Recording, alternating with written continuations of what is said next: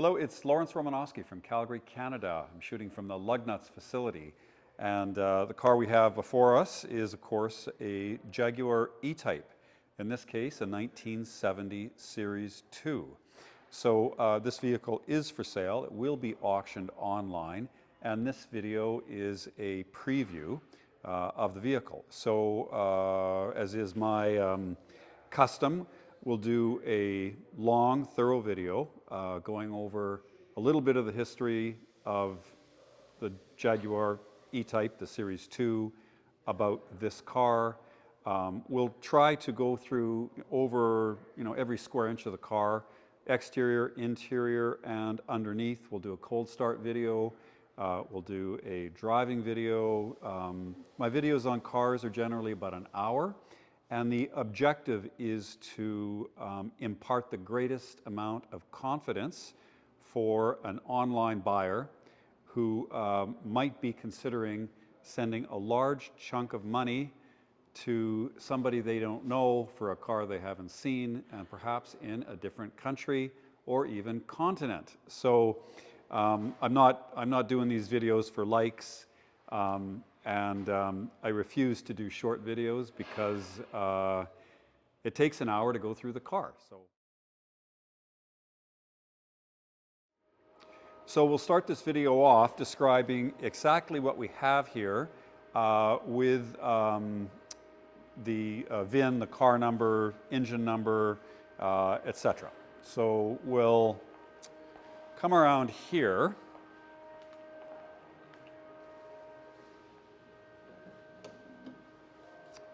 Lift the bonnet,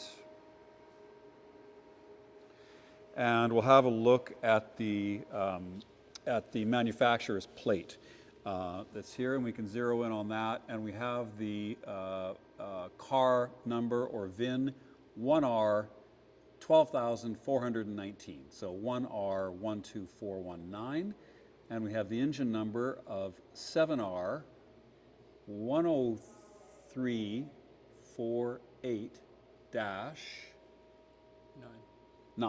Okay.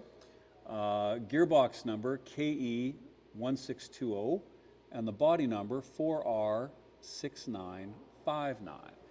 All right, now we can also then go look at the engine number, which is stamped on the bell housing, and if you can get the camera right in there, we can also see the engine number again, 7R10348-9, so that the engine in this car matches the car number.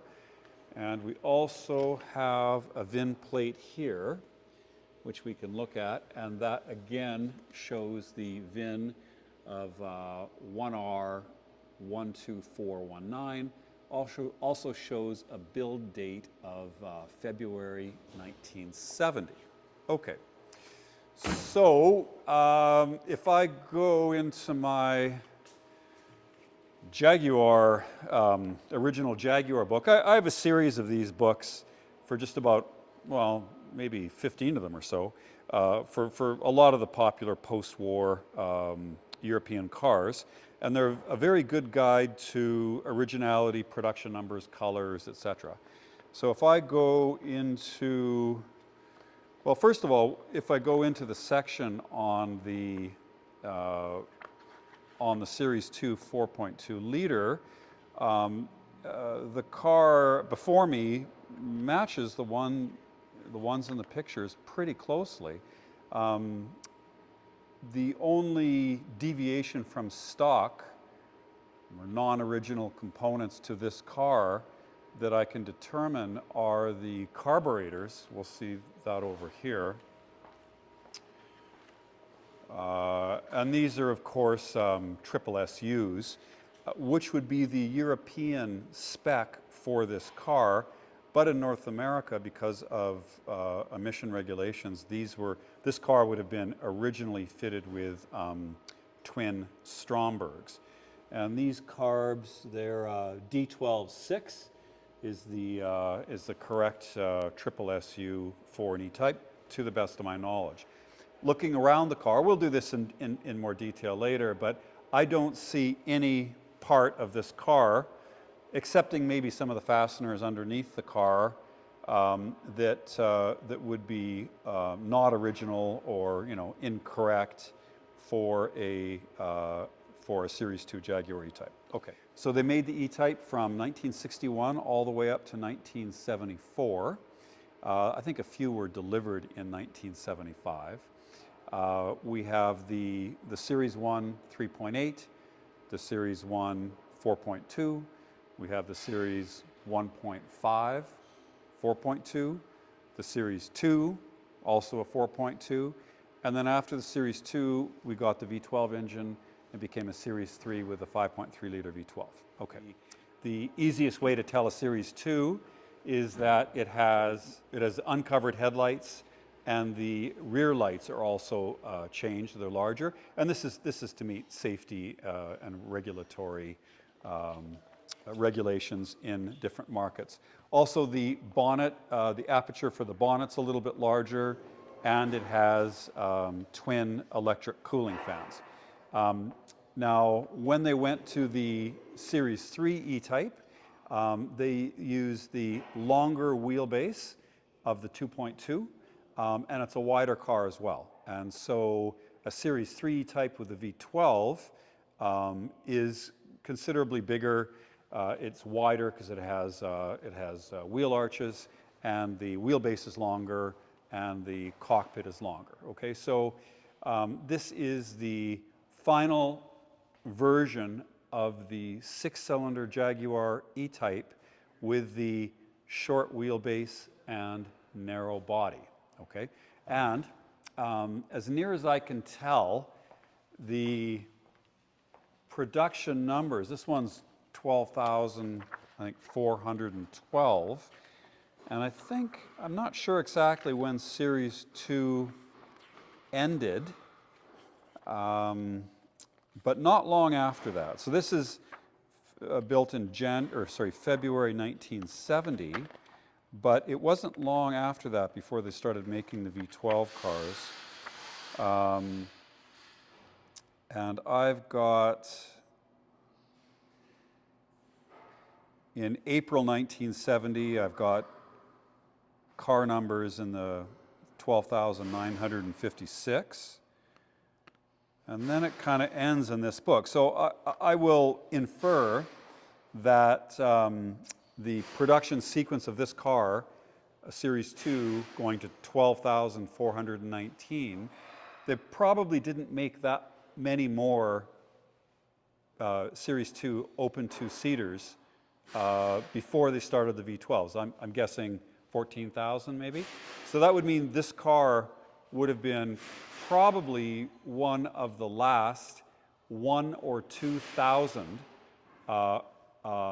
E-Types with the original bodywork, the short wheelbase, and the narrow body. So one of the last few thousand of the original bodies, original Jaguar E-Type Roadsters, before the car was changed considerably and into the larger body with the V12 engine. For production volume, they made about 75,000 E-Types from 1961 to 74. Jaguar made them in the open two-seater O2S, which this is an example. They made them in the coupe, and also the 2+2 with rear seats in the back. Not every year got all three variants of an E-Type. They made generally about between 5,000 and 10,000 of each example. So, there's the Series 1 3.8 coupe and the Series 1 3.8 O2S. There's the 1.5 coupe and OTS. There's the Series 2 OTS coupe and 2+2. And for this particular car, I think the number is around 8,000. So of the 75,000 E-Types in total, about 8,000 of them are OTS, open two-seater Series 2 cars, which this is. Okay.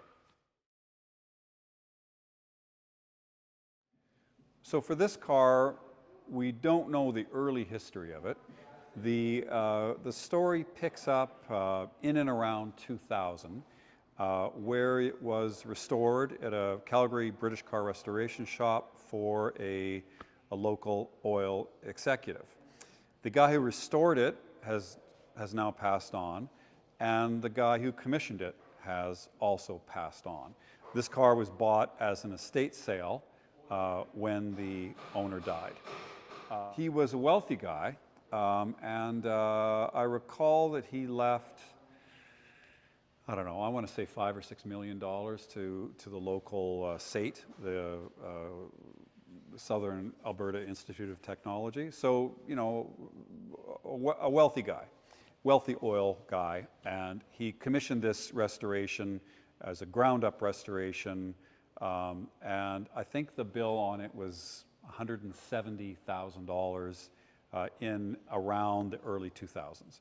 I don't have any of the records for the restoration, although I do have one of the guys who we bring in to work on our Jags, a Jag expert, Craig.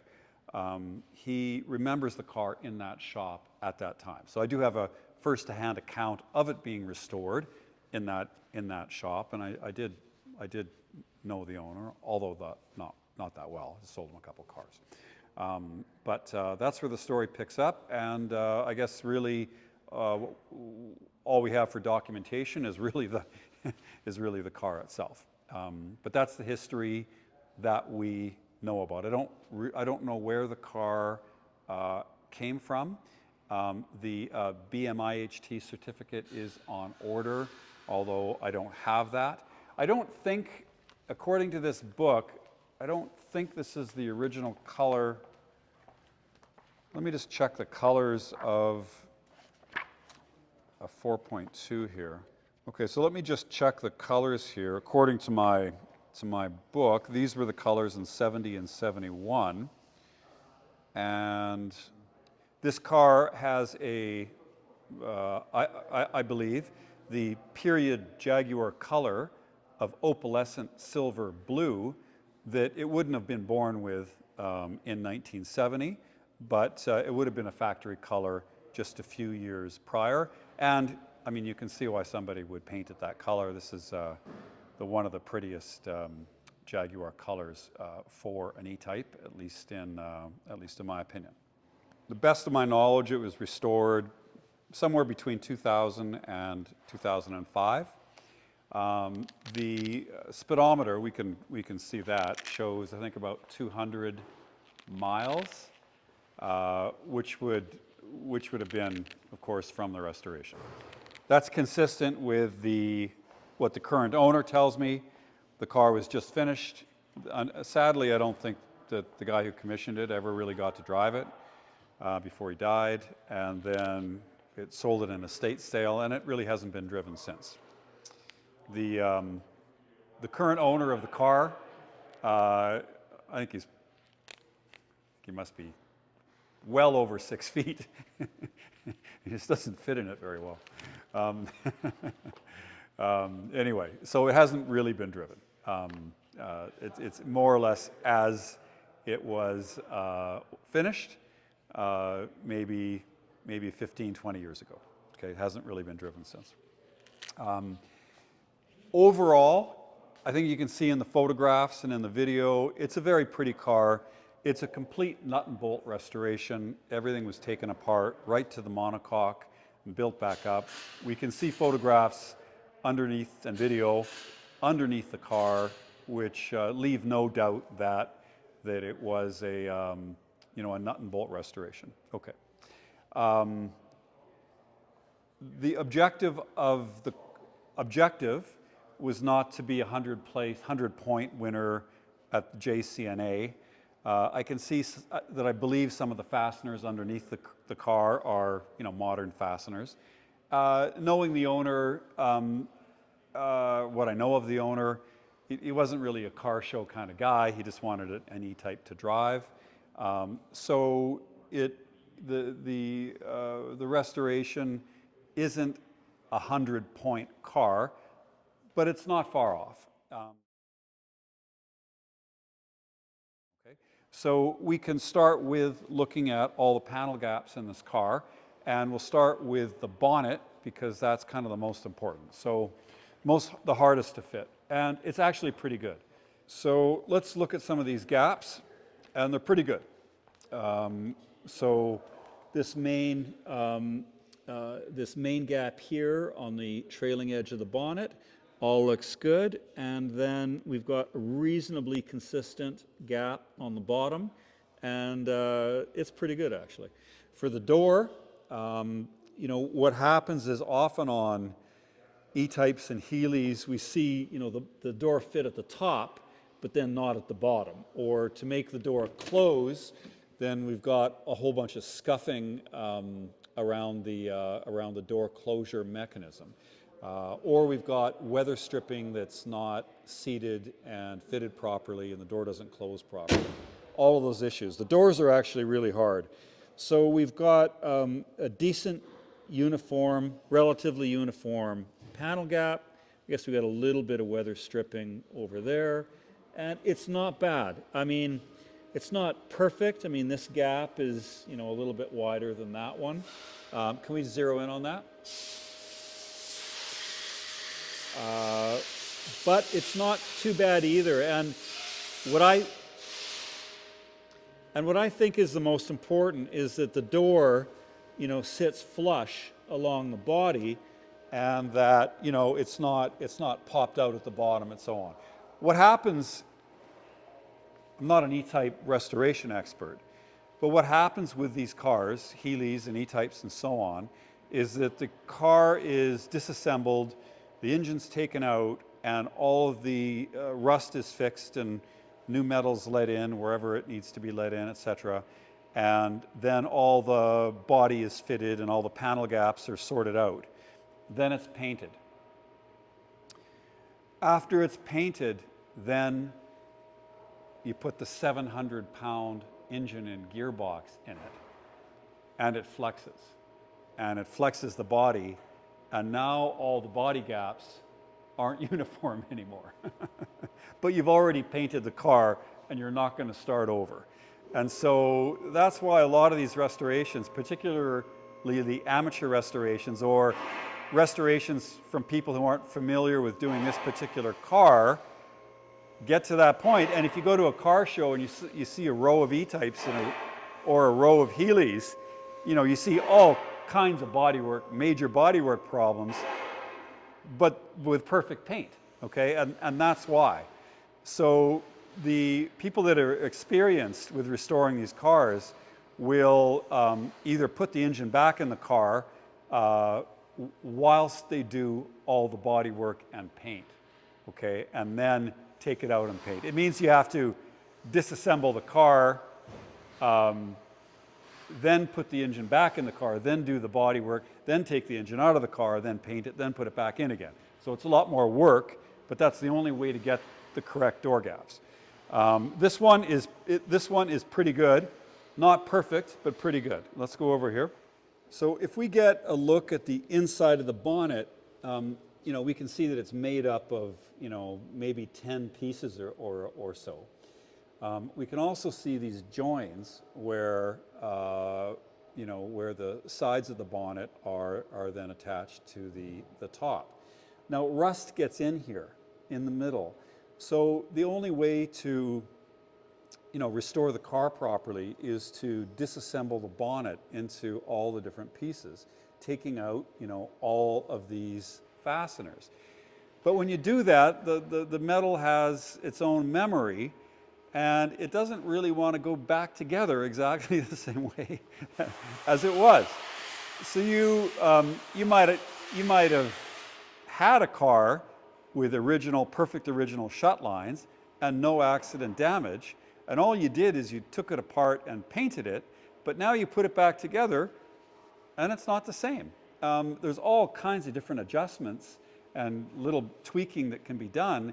And in the factory when they were being made, there was probably a guy with a big hammer, you know, twisting and bending and, you know, forcing, you know, the brackets to bend and all these pieces to get the same gaps. Well, it's extremely difficult to do that on an E-type.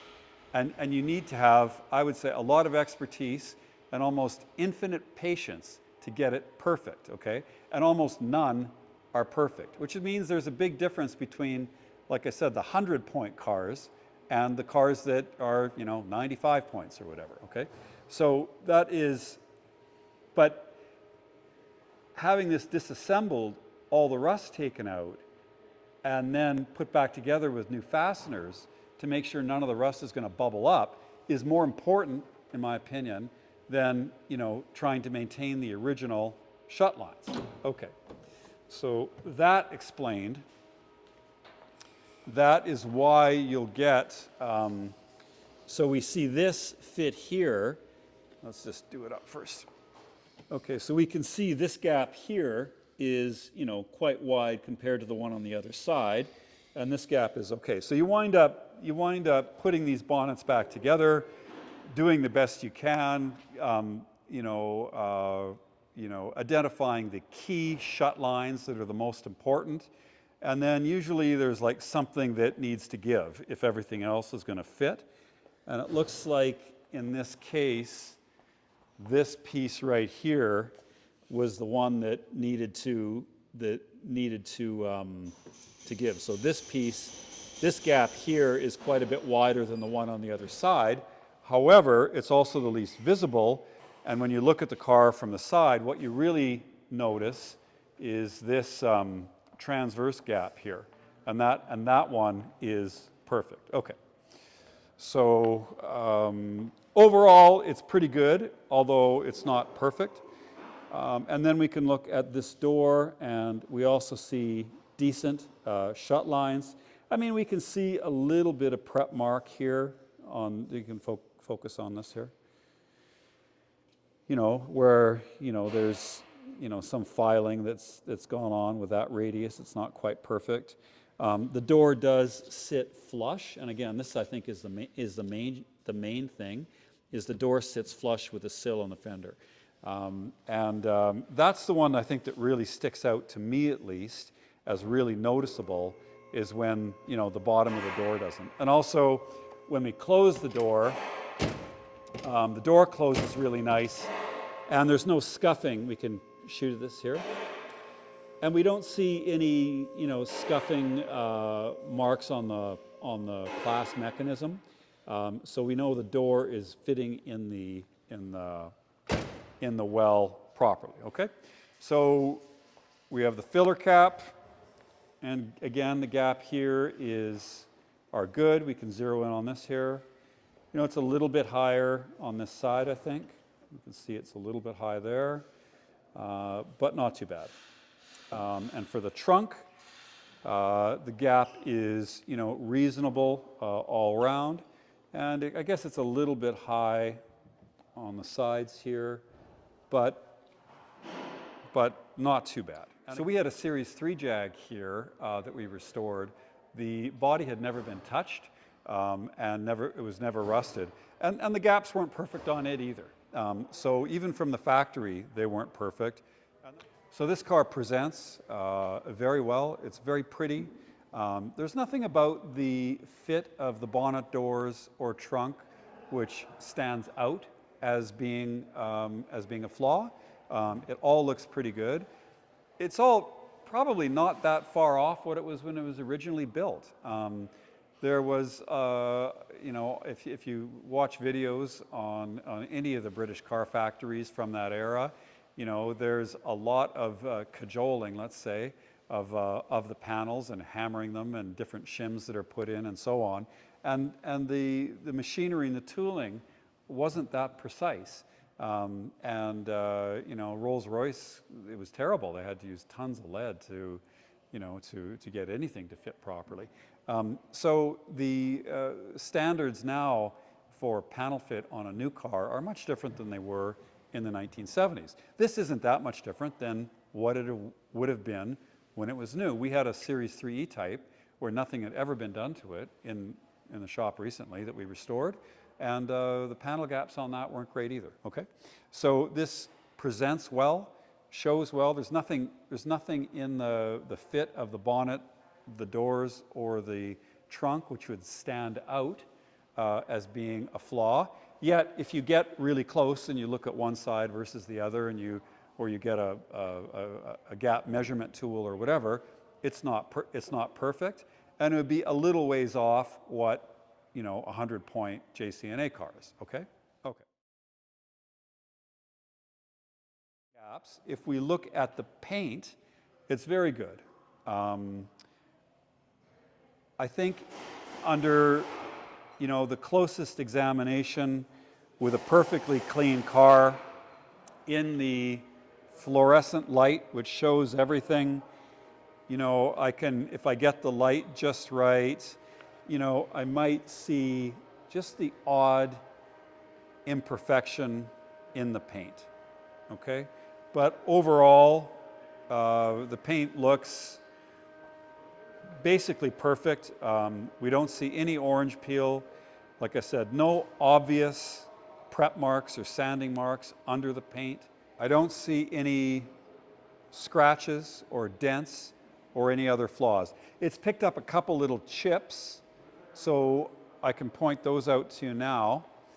We've got this one, and that's probably somebody leaving a tool in there and then closing the bonnet on the tool. That's probably what that is. So that's been touched up. The front looks free of, there's a tiny little chip there.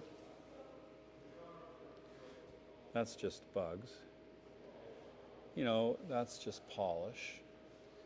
So nothing else on the bonnet that I can see. We'll move to this fender.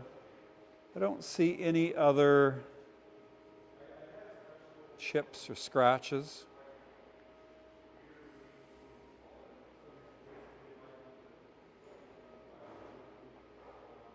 There's no waviness in the paint. If we get the camera over here and we can just shine it down the side, I don't see any waviness in the panels.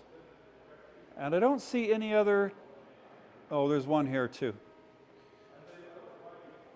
So there's two filled in chips, again, where the bonnet closed, not sure why. And other than that, it would look like it was just painted, okay? There's a mark here. There's a little star right there. You have to look pretty hard to notice any fault in the paint of the car. I'll go and I'll use a paint meter on the car. So we can check for how much filler is underneath the paint. Now, after 20 years, the filler will usually dry and crack, so we would see evidence of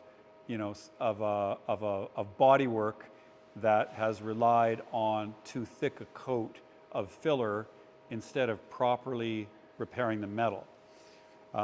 That being said, on a classic car, normally when it's painted, they use a thicker primer and they block it because it's desirable to get a perfectly smooth panel. And so with an older car, generally we expect greater paint thicknesses. On a brand new car, we can just use this Aston Martin. A brand new car that hasn't had any work, I get paint meter readings of around 200 micrometers, so 0.2 of a millimeter. On a classic car, I expect around a millimeter, plus or minus 200 or 300 micrometers, to account for the paint, the clear, and also the primer. Let's start with the paint meter, and I can read these out to you. And I get 1.5, 438, 439. Sometimes you get rogue readings. So I'm in the, 1.5, 1.3, and then 5. So it's a bit thicker on this part of the fender than the bottom, but we're still within that range, 386, 420, 353, 395, 408, 455. The nose of the car is vulnerable, so that's one area that we'll check carefully here. 1700, 700, 400, 1000, 881, 895, 881, 1048, 1475, 804, 306,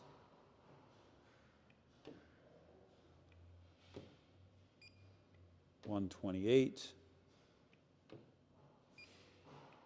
1958, 594, 1360, 921,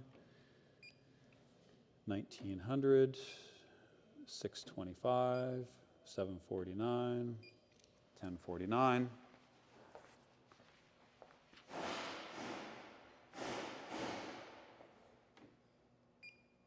1485, 1187, 1164, 748, 515, 571, 352, 464, 492. We can come over here. 463, 325, 461, 896,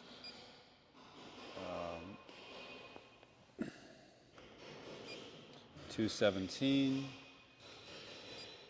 249, 436, 599, 399, 235, 246. These dog legs here are probably the most vulnerable place. So it's not unusual to find really thick numbers around this area, and we're not. So we get 456, 699, 103. You can get rogue readings once in a while. 1700, 1700, 1383, 966, 1129, 364, 411, 318, 363. Let's do the door. 157, 414, 387, 369, 336, 187, 813, 218, 497, 443, rear fender, 752, 428, 265, 460, 359, the bonnet or trunk lid, 647, 340, 339, 723, 868, 238, 255, 284, 424, and we can come over here. Let's do the top of this rear fender. 288, 613, 451, 238, 390, lower, 394, 140, 221, 208, 327, this dog leg under here, 545, 444, 305, 155, 172, 221, 334,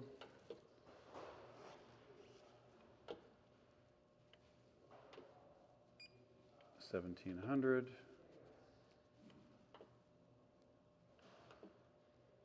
I'm not getting a reading in this area. Let's see what's going on. 619, 849, 1500, 1250,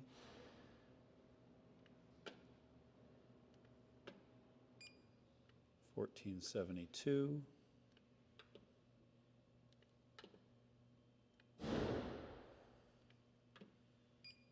1728, 938, 1135, 1500.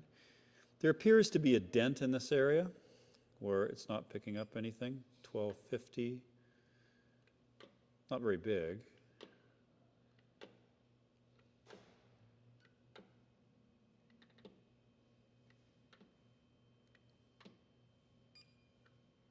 So I'm getting readings at this level. Getting readings at this level.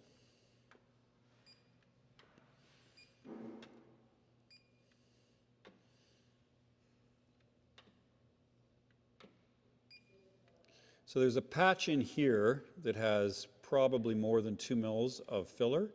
Not at the bottom, not at the top, but in this area where I'm not picking up a reading.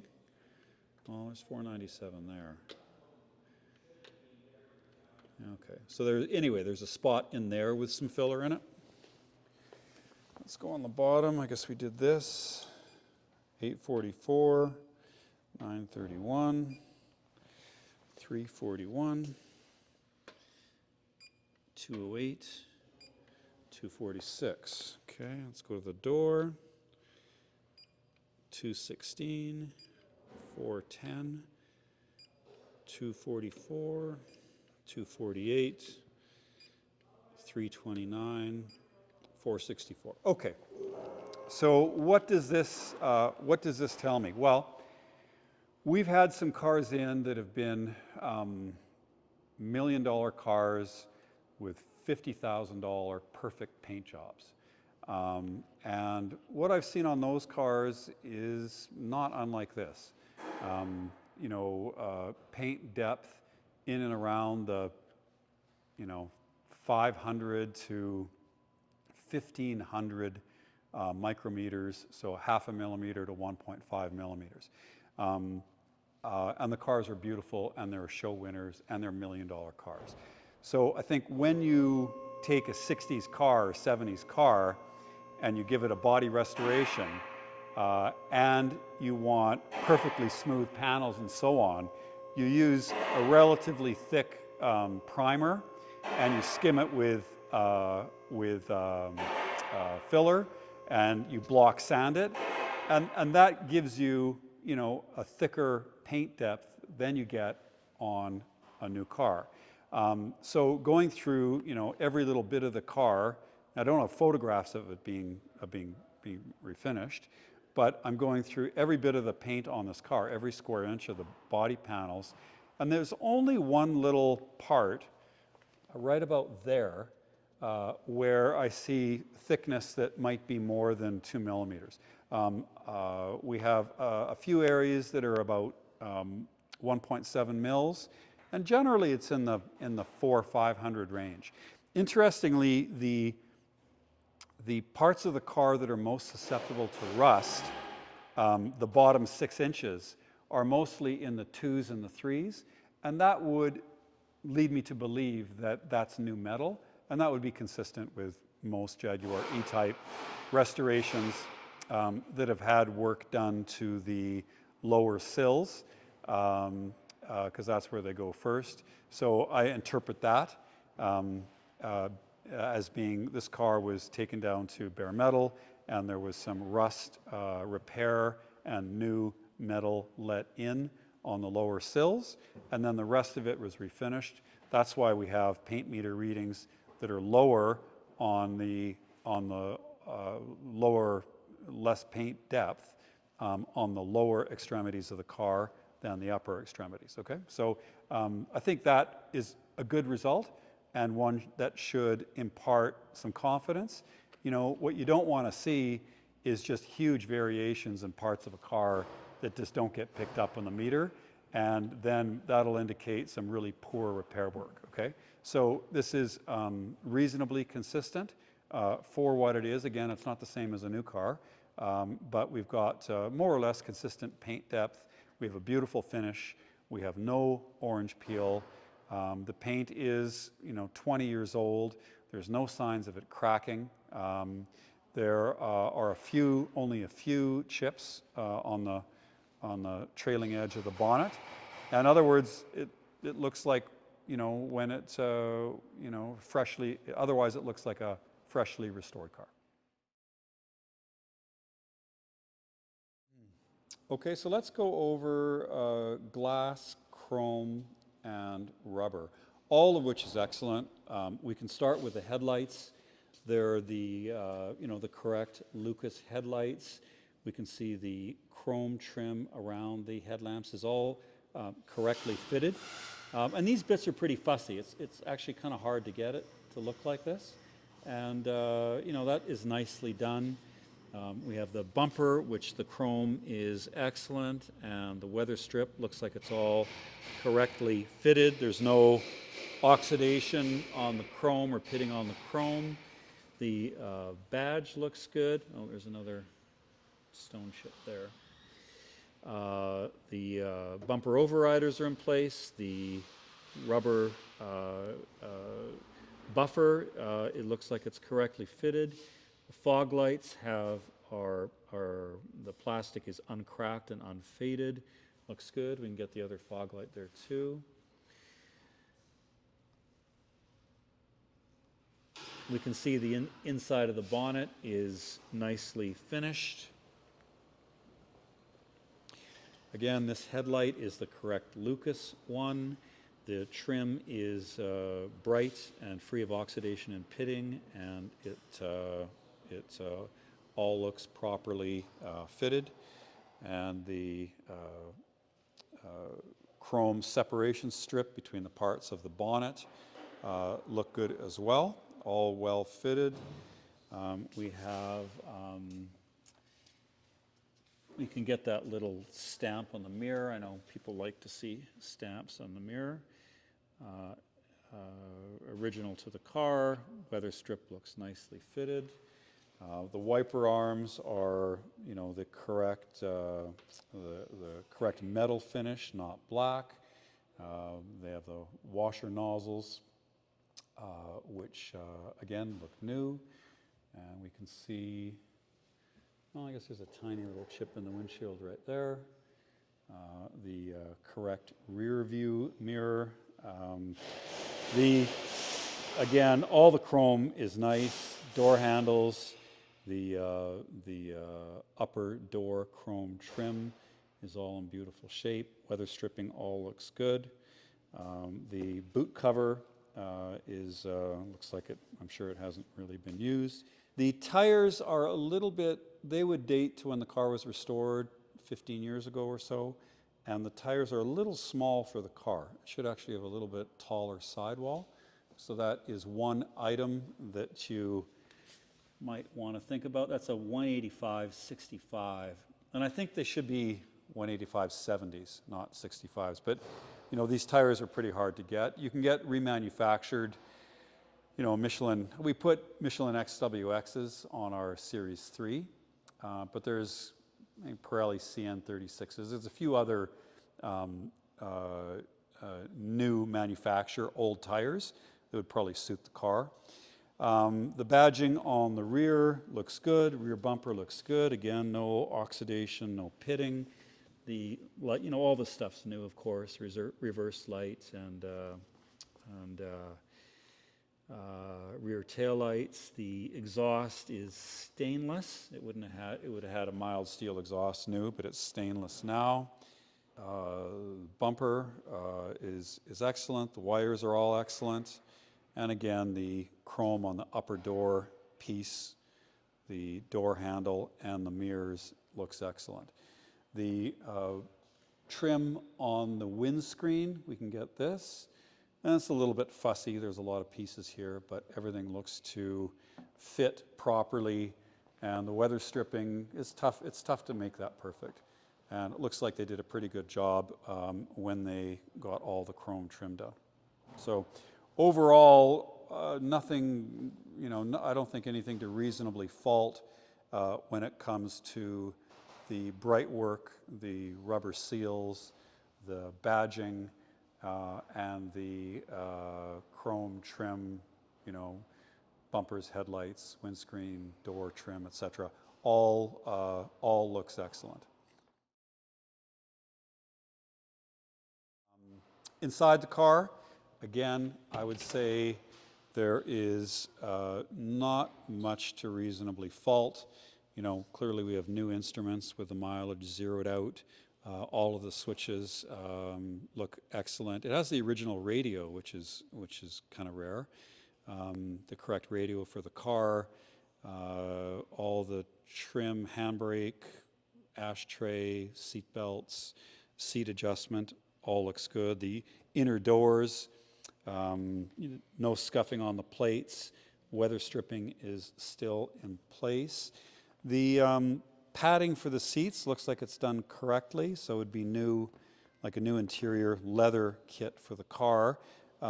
Sometimes when the seats are redone, they're puffy in the center, and this one looks correct to me. And all the materials inside look correct. The door trim looks correct. The wooden Motolita style wheel with the badge, again, all that looks nice. So in the interior of the car, I can't really fault it. It doesn't really have any wear. The car hasn't really been driven in the 20 years since it was restored. And I don't think you can really fault that. Okay, so let's have a look under the hood of this E-Type, and what I'm going to do is I'm going to pull up my original Jaguar's guide here, just to see if I can spot any differences between the original cars in this book and this particular example. So offhand, I know that the carburation is different from when this car was born, and the North American cars would have come with the dual Strombergs. These are the triple SUs. The SUs were standard in Europe. North America, of course, got the emission strangled vehicle. So virtually everybody, I don't know anybody who would restore a car like this and put back the original emission controls. They're not important to anybody, I don't think. So this car, like many others, would have been retrofitted with the European carburetors. Now we can see the engine bay here, and let's just go through it here.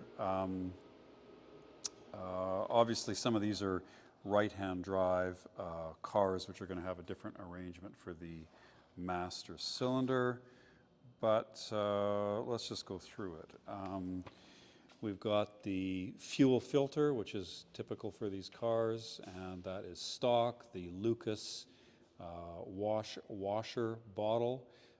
This would be the motor for the wiper arms, and all that looks correct to me. And we've got the correct Lucas coil. The Series 2 was kitted out from new with a larger aperture for cooling in the bonnet and twin electric fans, which this car has. We can go over to the side here. The Series 1 cars would have had generators. I think at when they made it a Series 1.5, it got an alternator, so we can see that there. That looks correct. And here are the reservoirs for the brake and clutch master cylinders. They differ on the right-hand drive cars. We can see we have a battery. I mean, if you want to get really technical, you can get these Lucas blacktop batteries, which look nice, but are very expensive and very expensive to ship. They ship dry in a wooden, or at least the last one I got was shipped dry in a wooden box at tremendous cost. Okay.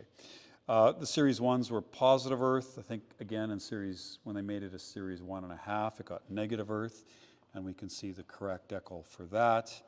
The radiator overflow tank is here, and I don't see, all the ignition wiring and so on looks correct. I'm not an E-type expert, but there's nothing in this engine bay that jumps out as being incorrect or modified in any way. I think underneath the car I noticed some of the fasteners didn't look original, which would make sense.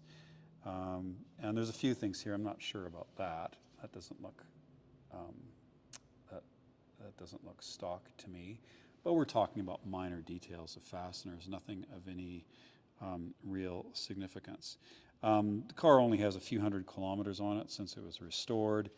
We don't see any corrosion coming back on the uprights, on the A-arms.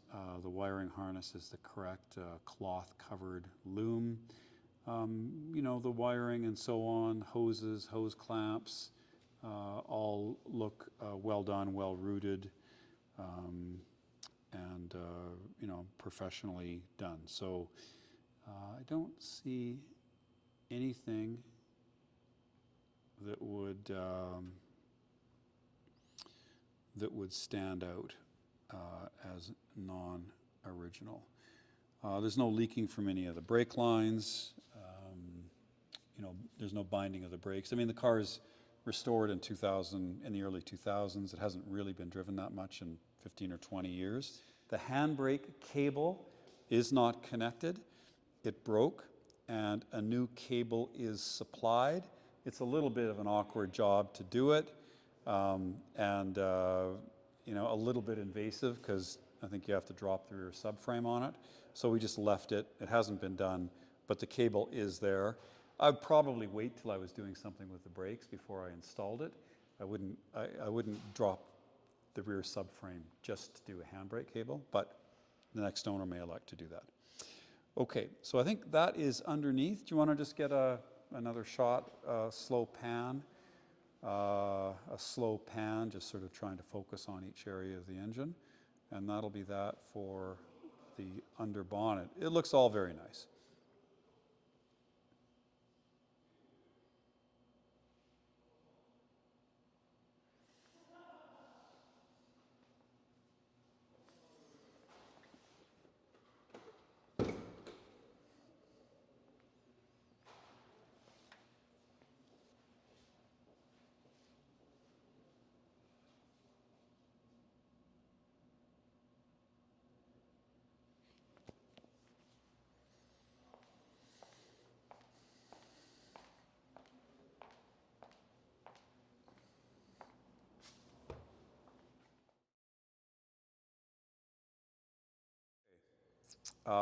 Let's look in the trunk area. Now, as I understand it, every E-Type has beige-colored trunk liners. With this car, they were beige, and it was dyed blue to match. I have the beige versions if somebody wants to purchase those after. I had 2 sets left over from another restoration. But the blue makes sense, and I don't see why you'd want to change that. Here is the handbrake cable that can be fitted by the next owner whenever they want. And this is, of course, just to assist in taking the wheels off without damaging the spinners, so you can hit the wood and not the metal with your copper hammer. We have a box with the North American style spinners, if you wish to use those, that are included with it. And let's take that out, and this out, and this out. We have this rather heavy bag, and in it is, let's have a look at that. Here is your jack and a brand new Thor rawhide and copper hammer. So that's never been used. So we can tie this back up. And presumably this has been dyed blue as well, because it matches the interior. So that's a nice, thoughtful touch. If we take up the blue vinyl, and I guess we can see the overspray where it was dyed. And from XK Engineering. So these are the, let's take that out. And let's take this out.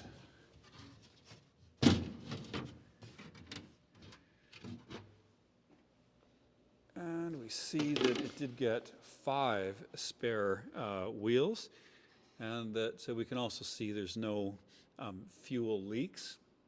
And if you want to pan around, I guess we might as well not be lazy.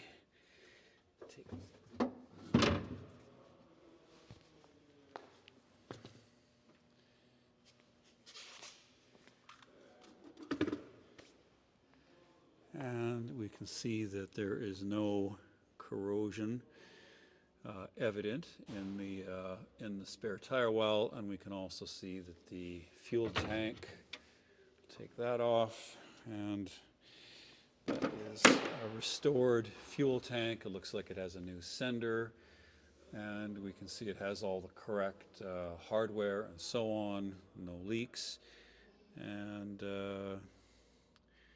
you know, a nice professional installation. Everything's routed correctly. It all looks good here. Now let's look at these tires, because this is the fifth tire.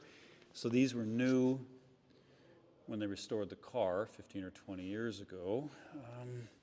45 month of 2001. Okay, so anyway, that's when the tires were new, and that would also support my view that the car was restored in the early 2000s. These are, I mean, the tires only have a few hundred miles on them. They're the wrong size. They should be a little bit taller in the sidewall. They work fine, but the car would, it looks a little bit under-tired. So given that these tires are 23 years old and the wrong size, that would be a good argument to getting new tires. Okay, what's left here? Well, we can do the soft top. So the cover just pops off here with these. The hood's nicely done. It's of course canvas and not vinyl. And the E-type hoods, and we've got nice fittings, all correct for the car, and a nice velour liner for it. So all that looks nice.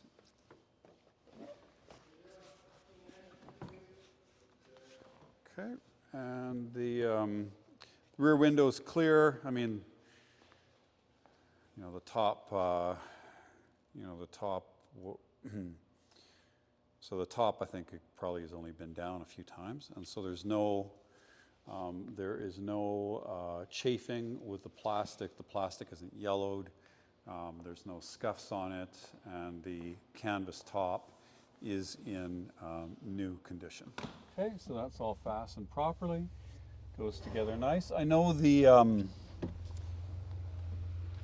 there are visors for the car, which we have over here. And for whatever reason, these aren't fitted, probably because they're a pain.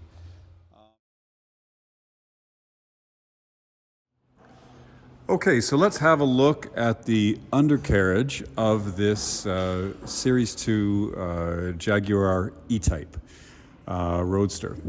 It was obviously, I think you can see it's a nut and bolt ground up restoration.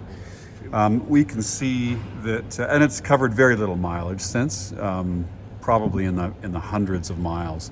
So we still see all the fresh coatings on the underside, and it looks like to protect this, what do they call it, a window frame? There's a piece of wood there because this piece is vulnerable, and it's just zip tied on. But we see fresh coatings on all of the componentry, and nothing looks out of order, and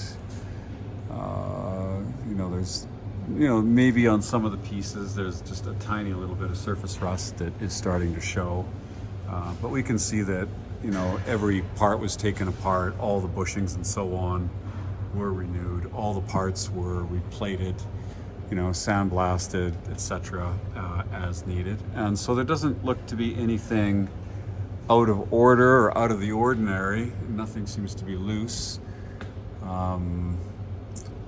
It all looks professionally done, and can't really find much to complain about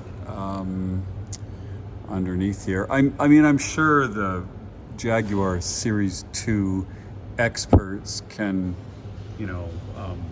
pick out fasteners and so forth that are modern fasteners and not original, etc. So I'm sure, I don't think it's done to that detail to win JCNA concours, but it's a ground up restoration, nicely done, professionally done. I think it was done to be a driver, not to be a show car. And the restoration's now 10 years old, so it's not kind of gleaming.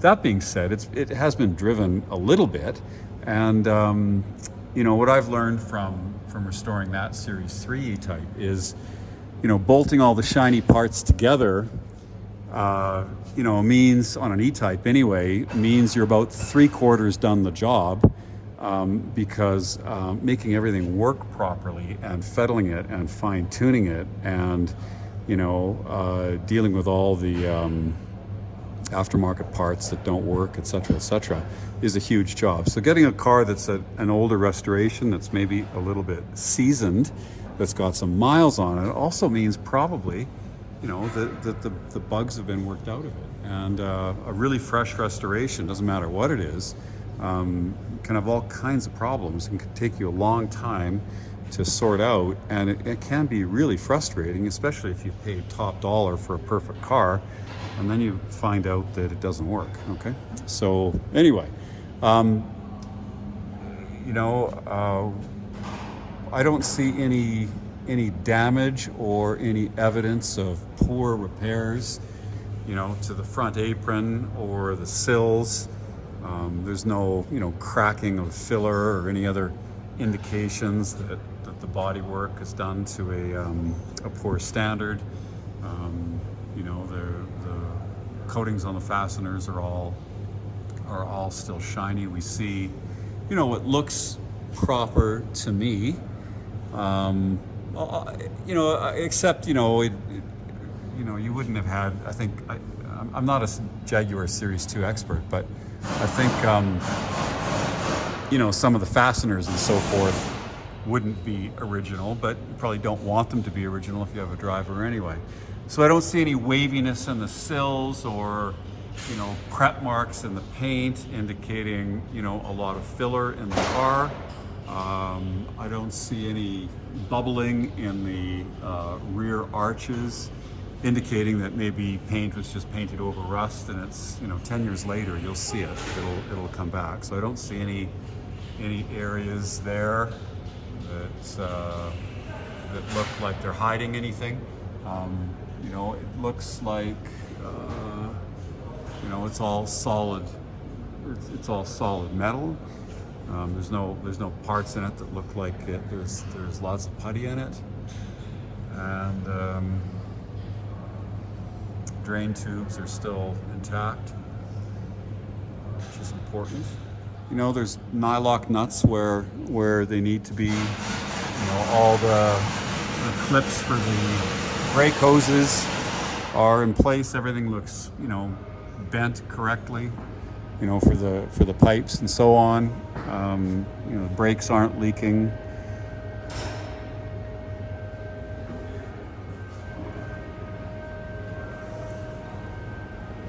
Looks like a nice car. Okay, so now for the fun bit, we'll do a cold start video and then a short driving video.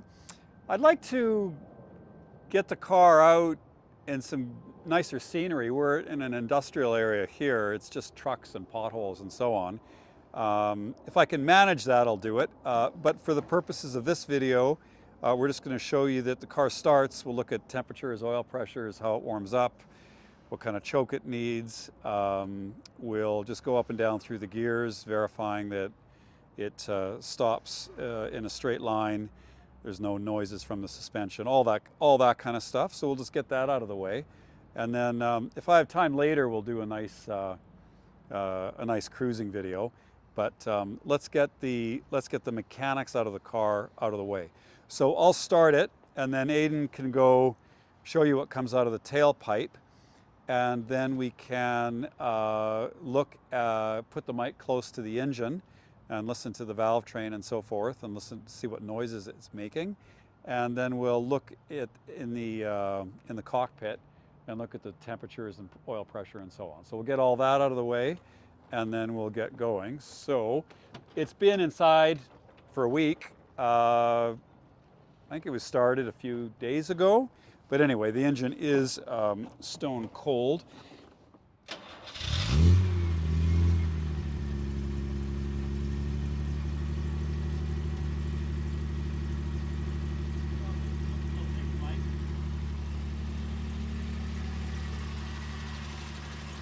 And we can focus in the instruments here. Okay, so we just started it.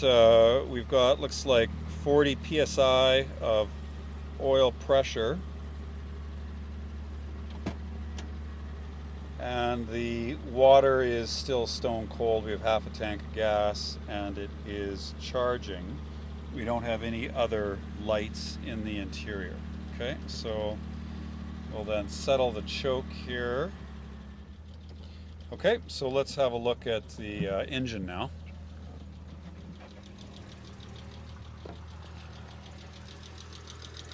And we hear the typical valve train noise from the engine, but we're not hearing anything from any of the ancillaries, the water pump or the alternator.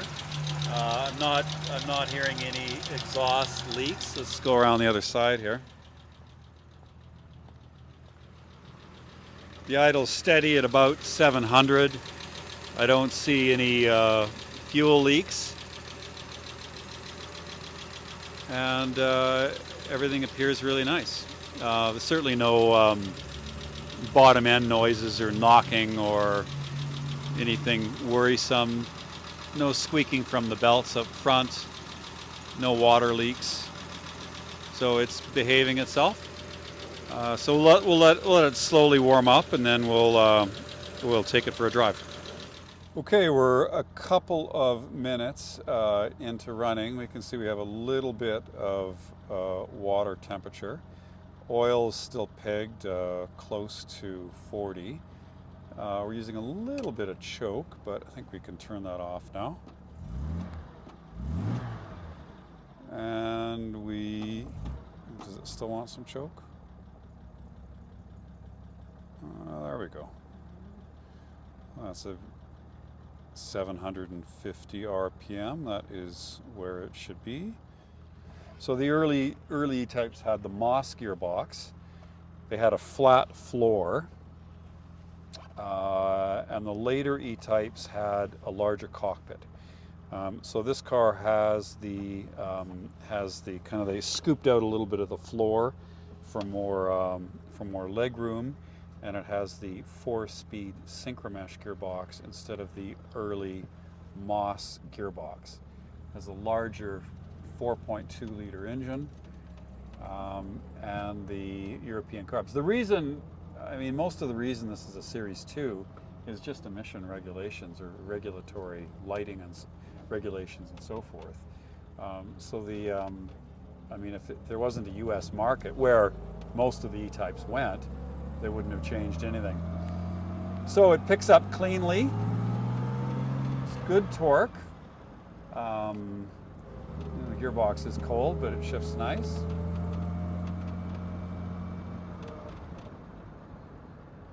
And brakes in a straight line, brakes aren't grabbing. Lots of torque from the engine. It feels, the steering and the clutch and gear shift feel quite a bit different from the Series 3 V12, which we just had in the shop. So I drove these cars back to back on numerous occasions. There's a lot of differences. You wouldn't necessarily think so, but this feels, the weights are much heavier. It's much more direct. It feels a lot smaller. It feels a lot sportier than the Series 3 E-Type. The V12s are really more of a grand tourer than an out-and-out sports car. And this one, it feels, you know, a lot more solid. The V12 car with its heavily assisted power steering and I'm not sure what changed on the gearbox, but it feels much more fragile than this car, the switchgear and so on. I don't think it was just the example I had, but this car feels tougher, and it feels more, and it feels a lot more solid, a lot more reactive to inputs, especially the steering. I guess that's what you'd notice the most.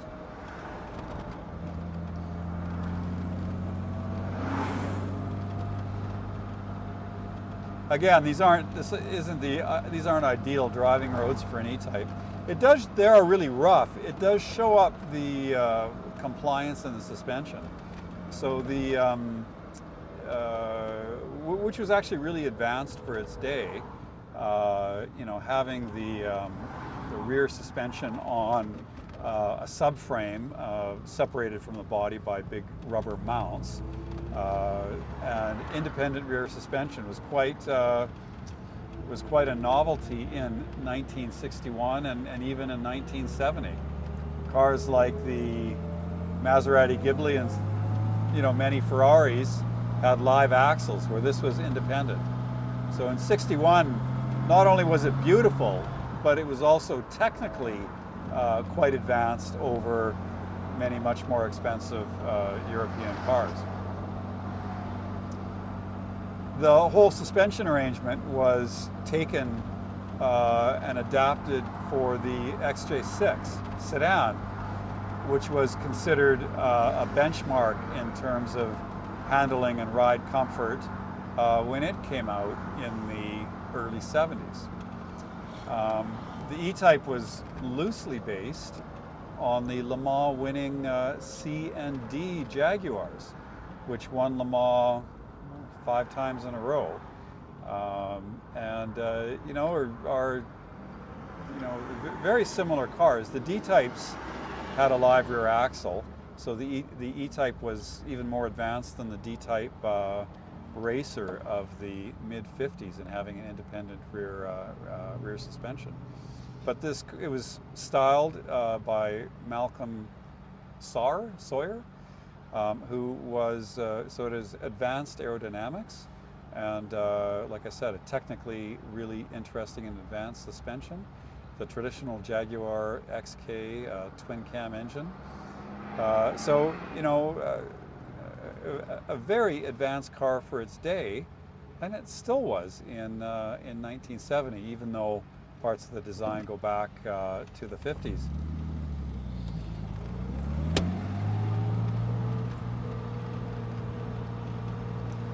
So now,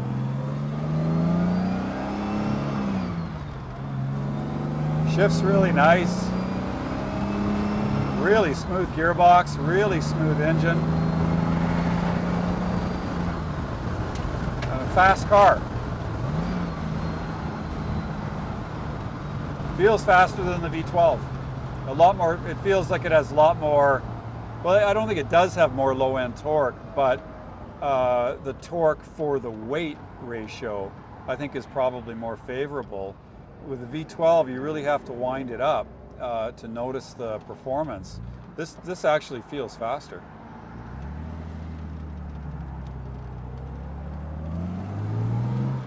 Like it pulls hard, and yet it's buttery smooth. Beautiful car. And the exhaust note is a lot more interesting and vocal than the 12 as well, I gotta say. So as much as I admire that Jaguar 12-cylinder engine, I prefer it in an XJS to the E-Type. For the E-Types, I prefer the 6-cylinder engine by quite a bit. This is, to me, this is a much nicer car. Everybody has different opinions. Certainly, it's not very big inside. I mean, I'm 6 feet, a bit over 6 feet, and I just fit. I have just enough headroom, I have just enough leg room, but I wouldn't want to be any taller. And the current owner of this car is, I think he's 3 inches taller than me, and he just, doesn't fit very well. But I actually have quite a bit of room in the hips. So I think you could be bigger than me, like a stockier guy. As long as you're not over 6'1", I think you fit in this car fine. I actually have quite a lot of room in the seats and the leg area. Not a whole lot of room underneath the wheel, but enough. So this car actually fits me pretty well. Not being too demonstrative in traffic here. But again, I'd like to get a better video. There's some mountains out to the west of the city, and that's really where you want this. But again, the purpose of this is just to show pressure. So our RPM's up to about 850 now. We lost a little bit of oil pressure as the oil thins out when it warms. We're still charging nicely. And for water, we're right in the center of the gauge. Not sure if the clock works. Not sure if it's an electric clock. Oh, I guess it isn't. Oh, look, the clock does work. What is it? 10 to 4. Well, we'll have to go all the way around. The clock appears to work. At least twice a day, anyway. The view down the bonnet of this car is really quite spectacular. It's really quite special. Seeing all these louvers pointed at you and the long hood. I mean, it really is a driving icon. And I think you're right. I think it does sound better than the... Yeah, because you were with me with the 12 too, right? Yeah. When you hit the gas there, it sounded beautiful. Yeah, it's roarty. Yeah. And just a more immediate, more torquey, more direct with the shifter. There's better, more sporty weighting to the pedals. But particularly the steering. The steering's the big difference, because the V12 with the weight of the 12-cylinder, they put power steering on it, and it's very light. Whereas this one does without it, and feels better for it, I think. So being stuck in traffic's not too exciting, but it does at least should give you some confidence that the car doesn't overheat, and overheating was a known Jaguar issue, and at least partially resolved by the twin electric fans, which I haven't heard come on yet. I'm not sure if I can hear them from the car, but I'm going to listen for those. When we stop the car, we'll pop open the hood and we'll see if they're running. I'd expect the oil to drop once the oil's fully warm to 20 psi. And that is PSI, not kilopascals. Anyway, up through the gears. There's 60 miles an hour, 4th gear. No vibrations from the wheels or brakes. Suspension's really solid. It's tracking like arrows straight. Synchromesh is beautiful. Wow. I mean, it drives nice. Handles well. I think that might have been a police car. No.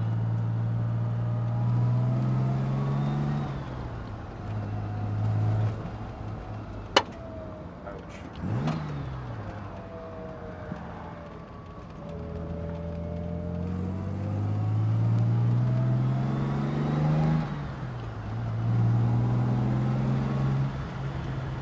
Brakes nice. I can't quite get my toe around to heel to toe in this car. Not quite enough room. So we can't do that. But anyway.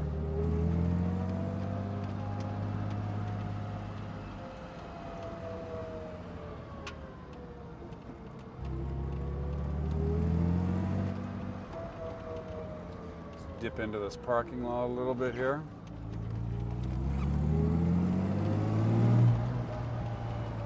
Very tight drivetrain, you know, the steering, the driveline, drive shafts, all of that. There's no slop at all. You know, no, steers really well. It feels really tight, this car. You know, beautiful car. It feels like it's professionally restored and sorted, and the sorting bit can. The sorting bit can often not get the attention that it needs, because if you can bolt a whole bunch of nice shiny parts together, but that doesn't necessarily at all works well. Okay, so let's just maybe we'll just go open the bonnet once again and take a look. Okay, we've got a bit of a faster idle now, 850. And we do see the cooling fans, the electric cooling fans come on, thermostatically controlled. So all appears to be working properly, sounding nice. And again, the engine's beautiful. Carburation looks like it's set up properly. Timing, all that stuff appears bang on. The drivability is good. Cold start's good. Suppose we might as well try a hot start. I'll let it sit for a minute or so, and let's see what happens when we fire it up. Well, that's nice. That's what you want. That's what you want to hear. And for oil pressure, now that the engine is fully warm, you know, we're at 30 psi. I didn't really move that much. I suspect the range in oil pressure is probably more than 10 psi that this gauge is showing me, because at startup, cold start was 40. Well, it's only down to 30 now. I'd have to think that from cold to hot, we just drove it for a good 20 minutes, 25 minutes, that the oil pressure would be move more than that. So probably, you know, I'm not sure, the sender or the gauge or something isn't registering the full range of oil pressure. I'd expect it to be a little bit more when it's cold and a little bit less when it's hot, but I don't know that. That's just a guess. Anyway, so we'll conclude the driving video of this 1970 Jaguar E-Type. It drives really nice. It's fun. Everything appears to work. I don't know why the aerial doesn't come on, either with the radio or the switch, so that's one thing. There's the handbrake cable which needs to be put in, that's another thing. We can check under the car, and we better get this. There's a bit of an oil leak and that's from the front timing chain cover. So we'll document that. Can we see that?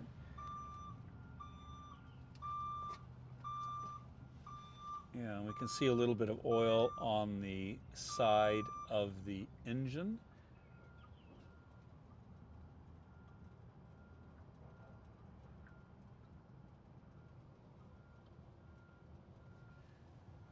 So, I mean, the car hasn't been used since it's been restored, and so it would be, you know, surprising if it didn't leak somewhere. and it's unknown whether that'll clean itself up a little bit or if it will need a new seal. Anyway, it is what it is. The English cars will always leak, and this car is no exception. Anyway, it's a beautiful car. I must say, it drives really nice. So the car was mechanically restored to a pretty high level, and you know, only if you're like looking at nuts and bolts and platings and so on, I think could you reasonably criticize any of the mechanical work done on the car. It all looks good and feels good, at least to me. So that concludes the driving portion, cold start, hot start, and driving of this 1970 Jaguar E-Type.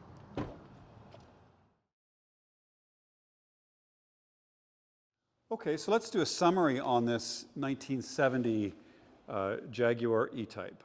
We know that it is one of the last six-cylinder E-Types produced within the last few thousand cars before they went to the V12. It was a North American spec, but fitted, the emission controls were removed, and it was fitted with the triple SU carburetors from the European models. It's the final evolution of the short wheelbase, narrow body E-Type before it was substantially revised with the V12 engine.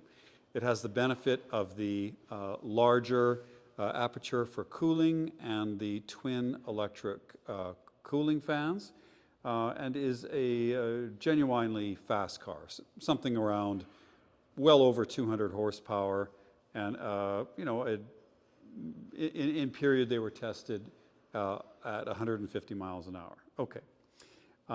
We have this car being restored in Calgary by a local British car specialty shop. I would say without regard for cost, which at that time came in at $170,000. And I mean, I restored a car in that era, and the costs have doubled since then. So you wouldn't be able to duplicate, you wouldn't be able to do a ground up nut bolt restoration on an E-Type for 170,000 Canadian dollars, not even close. It'd probably cost you double that today. Okay. It was commissioned by a Calgary oil executive, a wealthy guy, who subsequently, sadly passed away, as did the guy who restored the car. It was bought as an estate sale 20 years ago, 15 years ago, and it really hasn't been driven since. The car is, you know, I would describe it as an excellent driver. It's a beautiful color, the silver pearlescent blue interior, blue top. It shows well. It shows as a freshly restored car. Close examination only reveals a couple of filled in chips in the paint. And that's about it. All glass, chrome, rubber, leather, canvas is all in excellent shape. The car also functions and drives extremely nicely. We have a leak from the timing chain cover, which, you know, we're somewhat hopeful will start to decrease as the car is driven, because it hasn't been driven in 15 years. But of course, we don't know that for sure. We have, there's a handbrake cable, which has not been installed in the car. Other than that, to the best of my ability, everything works perfectly. It certainly drives beautifully. It is a couple steps away from being, you know, a show car. It was restored to drive and not to show. So, you know, underneath the car, there's some fasteners which are new and not original. We have panel gaps, which are good, but, you know, a step away from being perfect. And that's about it. The bodywork on the car, the paint is excellent, with no orange peel to speak of.